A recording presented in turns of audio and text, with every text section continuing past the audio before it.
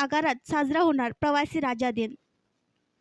प्रवाशांच्या समस्या, तक्रारी वजा सूचना यांचे स्थानिक पातळीवर जलद गतीने निराकरण होण्याच्या उद्देशाने प्रत्येक आगारात दर सोमवारी व शुक्रवारी प्रवासी राजा दिन आयोजित करण्यात येणार आहे। या दिवशी एसटीचे जिल्हा प्रमुख म्हणजे विभाग नियंत्रक एका आगारात जाऊन प्रवाशांच्या समस्या, तक्रारी, सूचना ऐकून घेतील, त्या तातडीने सोडवण्याच्या दृष्टीने उपाययोजना करतील।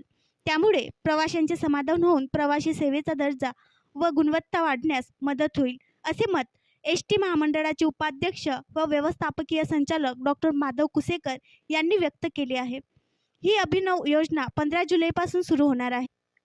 प्रवासी संघटना, शाळा, महाविद्यालये यांनी आपल्या समस्या, तक्रारी, सूचना लेखी स्वरूपात दर सोमवारी व शुक्रवारी संबंधित आगारात सकाळी 10 ते 2 या वेळेत मांडू शकतात। त्यावर विभाग नियंत्रक तातडीने कारवाई करतील। प्रवासी राजा दिन कोणत्या दिवशी कोणत्या आगारात साजरा होणार याचे वेळापत्रक विभाग नियंत्रक त्यावेळी जाहीर करतील।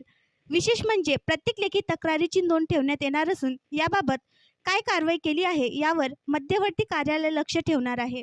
एसटीच्या विविध बसेसमधून दररोज सुमारे 54 ते 55 लाख प्रवाशांची सुरक्षित वाहतूक केली जाते। प्रवाशांना एसटी बस स्थानकावरील प्रधानगृहे ही स्वच्छ, निर्जंतुक आणि टापटीप असावीत असे वाटते।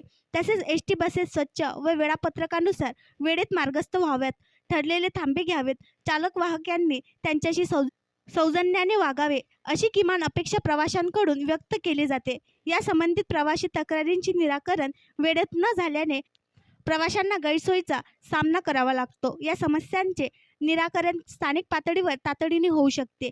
प्रवासी सेवेचा दर्जा आणि गुणवत्ता सुधारण्यासाठी प्रवाशांच्या समस्यांचे वेळीच निराकरण होणे अत्यंत आवश्यक असते। तसे झाल्यास प्रवाशांना समाधानकारक सेवा देणे एसटी महामंडळाला शक्य होणार आहे। अर्थात प्रवाशांचे महत्तम समाधान हा उद्देश ठेवून येत्या 15 जुलैपासून प्रवासी राजा दिन या अभिनव योजनेचे आयोजन करण्यात येणार आहे। तरी सर्व प्रवासी बंधू भगिनींनी या योजनेचा लाभ घेऊन आपल्या समस्यांचे निराकरण करून घ्यावे असे आवाहन एसटी महामंडळाचे उपाध्यक्ष व व्यवस्थापकीय संचालक डॉक्टर माधव कुसेकर यांनी केले। आणखी नवीन व्हिडिओ पाहण्यासाठी आमच्या देशमुख एक्सप्रेस न्यूज चॅनलला सबस्क्राईब करा, लाईक करा आणि शेअर करा।